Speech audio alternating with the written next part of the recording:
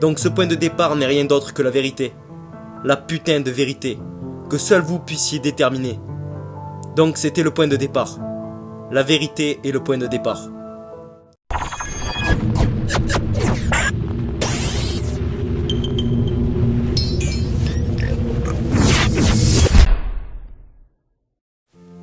Pourquoi la vérité est si importante? Vous savez, c'est parce que, tout d'abord, ça va vous libérer, mentalement. Et ça va vous donner un point de départ. Vous devez voir la vérité comme un point de départ.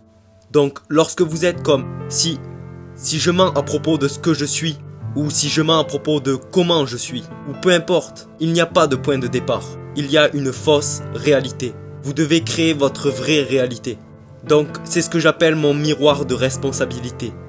C'est la sincère réalité à partir de laquelle je vais me lancer. Donc, dans mon cas, je mentais sur ce sujet à propos de ça. Donc, je n'avais pas de point de départ. Une fois que vous avez fait face à face avec qui vous êtes, vous avez un point de départ. D'accord? Je ne suis pas vraiment intelligent. Je n'ai pas de courage. Je n'ai pas d'estime de soi. Je n'ai rien. Rien. C'était mon point de départ.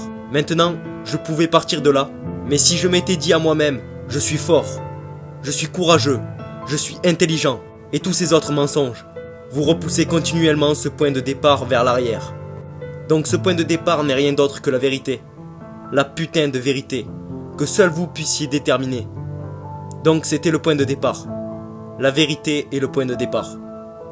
La plupart des gens s'entourent d'autres personnes qui ne leur disent pas la vérité, parce que c'est trop douloureux. C'est ça, particulièrement de nos jours, dans cette société.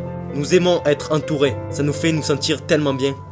Ces gens qui viennent vous dire ça va aller, ça ne va pas aller, ce n'est pas bon du tout. Et je comprends que la société change. Mais nous aimons nous sentir demandés et aimés. Croyez-moi, c'est très important. C'est que nous devons avoir la vraie version des gens. Tu ne travailles pas assez dur, tu n'essayes pas assez fort. Nous avons tous pensé à un moment que nous travaillons dur.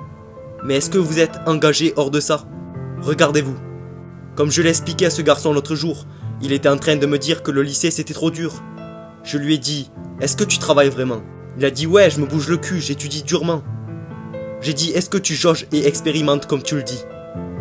Au lycée, tu dois tout essayer et faire des bonnes notes. À l'université, tu dois aller encore plus loin dans ta rigueur. Et ensuite, tu te compareras à ta version du lycée et tu te rendras compte que ce que tu fais aujourd'hui n'est pas suffisant. Donc votre réalité est quelque chose que vous devez créer et extérioriser à la facilité. Donc pour vous, travailler dur, c'est étudier pendant 2 heures. Je vais vous donner la différence entre travailler dur pour vous et travailler dur. Travailler dur, c'est quelqu'un au plus profond de vous-même qui ne s'arrêterait tout simplement pas et qui nous prouve que 2 heures n'est pas suffisant. Donc tout est à propos de, vous savez, de la réalité dans laquelle vous basez les choses.